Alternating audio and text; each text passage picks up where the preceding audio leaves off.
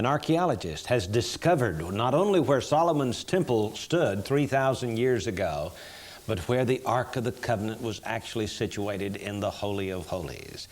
And we find that it is under the Dome of the Rock on that famous rock called the es-sakkra. Gary Stearman is here to discuss with me the history of the rock. And J.R., we're not talking about Pikes Peak. We're not talking about the Adirondacks. We're not talking about the Alps, any of the beautiful mountains you see around the world. We're talking about the most beautiful mountain in the world. And that happens to be stated in Psalm 87, verses 1 and 2. His foundation is in the holy mountains. The Lord loveth the gates of Zion more than all the dwellings of Jacob. Glorious things are spoken of thee, O city of God. Selah. Think about it. You know, it's kind of fascinating that there you have they're called the Holy Mountains, Mount Moriah. The highest spot among these holy mountains is very near downtown Jerusalem. It resides beneath the Dome of the Rock. It's called es-sakkra. It is considered holy to the Muslims as the place of ascension for Muhammad. But what it really is the resting place of the Ark of the Covenant. The very Holy of Holies itself. And so Judaism was the first to revere. Well, actually, I guess they weren't the first, were they? Because we can go back to Melchizedek in the days of Abraham. Melchizedek was king of Salem, priest of the Most High God, and there's where Abraham worshipped. That's true. A member of Melchizedek's congregation. And the Lord loves this particular mountain more than all the other places on earth, according to Psalm 87:1.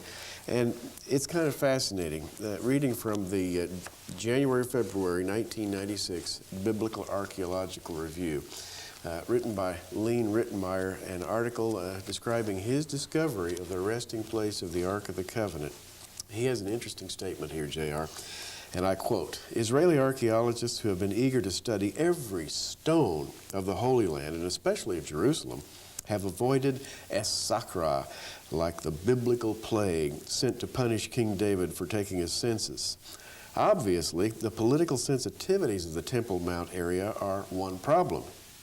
In addition, the seemingly intractable problems involved in its interpretation make it a veritable scholarly terra incognita, despite the fact that the site is the focus of three major world religions. J.R., I think we can safely say that es-sakkra is the most important spot on the globe today, 3,000 years after its dedication. You know, Jewish legend says that Adam and Eve were created atop that rock. And later, Abraham was about to sacrifice his son Isaac on that rock when an angel stopped him. The interesting thing about it is that even in the days of Moses, God said he'd show them the place where he wanted them to build the temple. And in the days of David, an angel actually came and stood there at the top of that rock. And Ornan, who was threshing wheat there that day, was scared to death. He and his sons ran and hid when they saw the angel. And the angel told Gad, a prophet, to tell David that he should obtain that rock for the place of sacrifice. That's where Solomon built the temple. And that rock is preserved to this very day. Now, it's beneath a pagan shrine, to be sure. That shrine appears in every major photograph of Jerusalem, someplace, and usually it's near the center. But God has made arrangements for it to be protected. And what's fascinating to me, J.R., is that all of this is being made known in 1996, which is called Jerusalem 3000. 3,000 years, who knows, practically to the day after Solomon put that ark in its resting place. 1 Kings chapter 8 refers to setting the ark in his place, which means that Solomon had prepared a specific resting place on the rock, which has now been discovered. 3,000 years later, here we are marveling over all this. And it's a prophecy fulfilled. In 1992, Lean Rittenmeyer published his find that the Temple of Solomon was located at the very spot where the Dome of the Rock rests today. And here is the 500 cubit square area that Solomon originally built or designed for the temple. And it's laid out here in yellow on top of the terrain, the topographical map of the area. And you can see the temple right here in this area.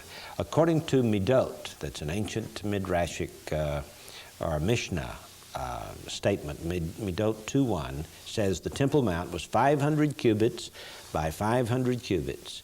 Its largest open space, that is the courtyard, lay to the south, the second largest toward the east, the third largest toward the north, and the least toward the west. Well, that places it exactly on the rock, under the dome of the rock. Exactly. And furthermore, owing to the topography, the temple could not have been in the center of the 500 cubit square because there was a canyon on the north side that dropped off severely, meaning that from the lowest spot to the highest, namely the spot of the rock, was a very short distance. So they had to offset the temple to that rock, and meaning that the north plateau was the shortest distance. Now, J.R., all of this has been marked, discovered. It can no longer be said that we don't know where the temple stood. And furthermore, it can no longer be said we don't know where the Holy of Holies was, because now we do. Yes. Here's another map drawn by Lean Rittmeyer that appeared in the 1992 March-April edition of Biblical Archaeology Review. And this yellow area here shows Solomon's original Temple Mount area, his Berah, the 500 by 500 square platform area. And he filled all of this in with dirt, leveling it off, and there he built his temple. Here's the Bethesda Valley over here. You've heard of the Pool of Bethesda. It's located right down here today, to this very day. And so the depth of that valley is known. You can go there and look right down in the Pool of Bethesda excavations even today. It's still there. In 168 BC, Antiochus Epiphanes, a Syrian general, sacrificed pigs on the altar at the temple, desecrated it. Historians called it the abomination of desolation, certainly one of them, a prototype of the future abomination of desolation. When the Hasmoneans took Jerusalem back from the Syrians, they added onto the Temple Mount this orange area right in here, adding a fortress of sorts, the es-sakkra, they called it. And so this also appears and can be seen today under the mount. When Herod started construction of the temple in 19 BC, he added on to the southern end of it here and added on to the western side of it, bringing it out further into the Tyropian Valley, and then running north. He also tore down this northern wall of Solomon's and added on to it this green area, which goes all the way to the fortress of Antonia. I think that's fascinating, Gary, that we have this depiction here of the various additions to the Temple Mount over the centuries. And Herod, of course, being a lover of symmetry, when he ended up with his structure, starting in 19 BC and really going until 70 AD, which was a number of years, that's almost 90 years, the temple was not completed until shortly before the Romans knocked it down. But what he ended up with was a symmetrical structure, with the temple standing exactly in the center between the north and south faces of the Temple Mount. Now, that's just another way of locating the high point, and it still brings us right back to the Dome of the Rock. Yeah. You know, there are some historians who indicated that Herod cleared the mountain of everything, every vestige of buildings from all the past, and started over from scratch. But the archaeologists have proved that not to be exactly correct. He did take down Nehemiah's temple to erect Herod's temple. But the rest of this area he simply added on to, leaving what was Solomonic along the eastern wall still there, leaving Nehemiah's additions to the wall or repairs to the wall still there, leaving the Hasmonean wall still there, and just adding on to it his aggrandizement. Indeed, and it was built in the grand, really in the grand Roman fashion. By the time Herod had worked his allegiance with the Romans and he used a lot of Roman engineering techniques, it was something to behold, and yet it was kind of an abomination based upon the original 500 cubit square. Now, the top of the rock has been defaced many times over the centuries, and when we come back, we're going to tell you why the quarry marks are there and why the hole is there, and especially this rectangle depression where the Ark of the Covenant sat. We'll be back in just a moment. In the January-February 1996 Biblical Archaeology Review magazine, Lean Rittenmeyer has written an article entitled "The Ark of the Covenant, Where It Stood in Solomon's Temple." Now, you can get this magazine by going to your local bookstore and asking them about it. We cannot supply it to you, but it is fascinating that he has written this incredible article marking the very spot on the es-sakkra, the rock under the Dome of the Rock, where the Ark of the Covenant once stood. And he has pointed out this rectangular depression that is measured the exact width and length of the Ark of the Covenant and is located right in the center of his proposed Holy of Holies. You know what fascinated me? The measurement on this rectangular depression is 2 feet 7 inches by 4 feet 4 inches, which corresponds to 1.5 by 2.5 cubits, the dimensions of the base of the ark. So if you place the ark into that rectangle, it would just drop right in and lock into place, if you will, and it would be oriented east-west. That is the long dimension oriented east-west, just as you would carry it into the Holy of Holies on its poles. Imagine men walking in, putting it in its resting place. The poles would align with the long direction of the temple, and that way the poles could be withdrawn and laid to one side. And that's the reason why the biblical account says in the days of Solomon they could see the heads of the poles or the ends of the staves out in the holy place, because it laid this way and the veil covered across here, so when they pulled those poles out, they showed out here past the veil. Now, there's something else we should say about this niche for the ark, and that is that it lies 3.5 degrees east of due north in its orientation, which is exactly parallel with the orientation of the eastern wall. And furthermore, within the Dome of the Rock, there are a couple of other parallels too. I want you to notice the defacing of this rock. Here are marks of quarry marks, and the rock is quite uneven. There's a perforated hole right here. It drops down over here. There are steps built back here. And so over the centuries, there's quite a history of the defacing of this rock. Let's go to another picture here where we can see these perhaps a little better. Here are the quarry marks. Now, Lean Rittenmeyer says that the Crusaders chipped up, in fact, he quotes Muslim, Arab historians, that the Crusaders chipped up pieces of this rock, took them back to Europe, and sold them for their weight in gold.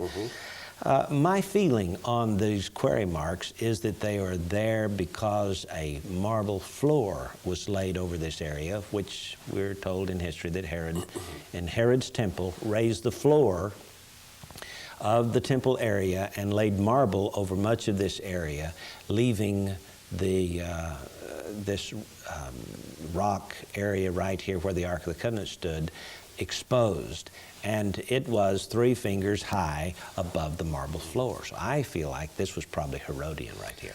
And it would have resulted in a kind of a sloping floor coming up to a high place, if you will, upon which the ark was rested. It would be the highest point on the whole mountain. Yes, in the days of Solomon's temple, this rock sloped downward, so that when the high priest entered this area, he ascended on the sloping rock up to the high point right here where the Ark of the Covenant sat. And Lean Rittenmeyer, and I'm quoting here, writes, "It appears that on the east, a gentle natural slope or ramp led to the top of es-sakkra, which before the Crusaders' transformation of it." Now, he believes the Crusaders back in the 11th century changed the slope of the rock, was much larger, with flat rock filling most of the Holy of Holies. The slope, he writes, has been somewhat affected by Crusader quarrying. Many quarry marks on the sloping surface of the eastern part of es-sakkra are still visible. Then he goes on to talk about something else, J.R., which I find fascinating, and that is that there is a line of sight relationship between the es-sakkra, the resting place of the Ark of the Covenant, and the Mount of Olives. On the Mount of Olives, he has chosen the spot where the red heifer was sacrificed. And on that day, it is said in the history books of the Jews that the high priest stood there to observe the sacrifice of the red heifer, and that as they picked up the blood and sprinkled it toward the temple, they could look right through the front door, right into the veil that covered the Holy of Holies. A line of sight from the top of the Mount of Olives right down to the Holy of Holies. And this was all carefully laid out, first by Solomon. And it has not shifted for 3,000 years. I mean, all of these angular relationships still are in existence the way they were when Solomon built that first temple. Now, according to the Jewish sources, the wall of the temple in Solomon's day was 6 cubits wide. That would be about 10 feet wide. And you can see the 10-foot wide section right here in this drawing of the rock, where Rittmeyer says the southern wall lay. And then, of course, this balustrade area right across here was the place for the inside of this western wall. And then the fence over here, the rock goes in the general direction so that the northern wall of the Holy of Holies would be right here, with this depression right in the center for the Ark of the Covenant. Now, I want you to notice this area here. The Crusaders built a stairway here leading up to this area where they had prepared a shrine, a Catholic shrine back in the 11th, 12th centuries. And of course, the Arab historians described all the paraphernalia that was there when they came in after Saladin drove the Crusaders out of the Holy Land. And they took away all of the things that the Crusaders had placed there and exposed the rock then once again. Now, here's something interesting to me. If the location of this rock was known to Jewish pilgrims of the 2nd, 3rd, and 4th centuries, if it was known to the Crusaders, if it was known to really the Muslims, I am quite certain that they were aware of the significance of this rock. If all of these relationships, angular, mathematical, locational relationships were known to these people down through history, where did the whole thing get off track? Because in our day, there's been a lot of controversy about where the temple actually stood. No longer can we say this. Well, you know, the Jewish scholars debated because they didn't have access to the Muslim area until the archaeologists really began to plot this thing out. And it took Lean Rittmeyer until 1992 to really settle the question. And published in the February 1996 Bar magazine, 1996, and I have to come back to something that I have mentioned before, but I just keep coming back to this. Psalm 96 begins, "Oh, sing unto the Lord a new song, sing unto the Lord all the earth." There's something by way of celebration in this psalm. And if this is not grounds for celebration, the discovery of the resting place of the ark, I'd like to know what is. And then in the 8th verse of Psalm 96, it says, "Give unto the Lord the glory due his name, bring an offering, and come into his courts."